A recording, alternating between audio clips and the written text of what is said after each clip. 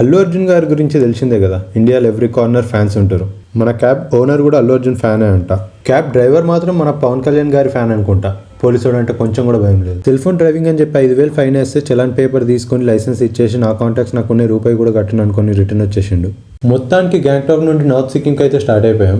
సిక్కిం మొత్తంలో north Sikkim highlight. అసలు చలికి వాటర్ ట్యాంక్స్ అన్ని ఫ్రీజ్ అయిపోయి ఉంటాయి. మీరు మార్నింగ్ స్నానం చేద్దామన్న వాటర్ రావు. ఇదే 0 పాయింట్. ఇక్కడ ఆక్సిజన్ లెవెల్ 0 ఉంటాయి కాబట్టి దీని 0 పాయింట్ అని అంటారు. నా లైఫ్ లో స్నో ఎక్స్పీరియన్స్ చేయడం ఇదే ఫస్ట్ టైం. కోతికి కొబ్బరి చిప్ప దొరికినట్టు ఇష్టం ఉన్నట్టు ఎగిరినా దూకినా.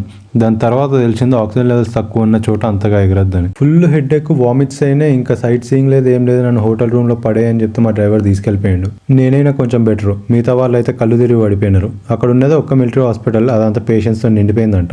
బార్డర్ దగ్గర ఆధార్ కార్డ్ చూపించి నేపాల్లోకి ఎంటర్ అయిపోయా. నా లైఫ్ లో కంట్రీ దాటి రావడం ఇదే ఫస్ట్ టైం.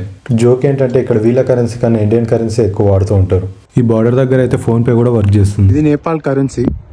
ఇది 20 రూపీస్ నోట్, ఇది 10 rupees note, sorry 5 rupees note. ఓవరాల్గా నేపాల్ కూడా ఒక బ్యూటిఫుల్ కంట్రీ. ఈ ఫ్లాగ్స్ నేను ఫస్ట్ టైం కలేజా మూవీలో చూసిన. అందులో క్లైమాక్స్లో రావు రమేష్ గారు ఒక్కొక్క జెండా ఒక్కొక్క ప్రాణం అంటూ ఉంటారు. కానీ ఇక్కడ కనుక్కుంటే ఇవన్నీ బుద్ధిస్ట్ ప్రేయర్ ఫ్లాగ్స్ అని చెప్పారు. ఇందాక చూపించిన 0 పాయింట్ అని ఎందుకంటారో నాకు కూడా తెలియదు. మీకు తెలిస్తే కమెంట్ చేయండి. దీంతో మన సిక్కిం ట్రిప్ అయితే కంప్లీట్ అయిపోయింది. ఇంటికి వెళ్ళిపోవడమే.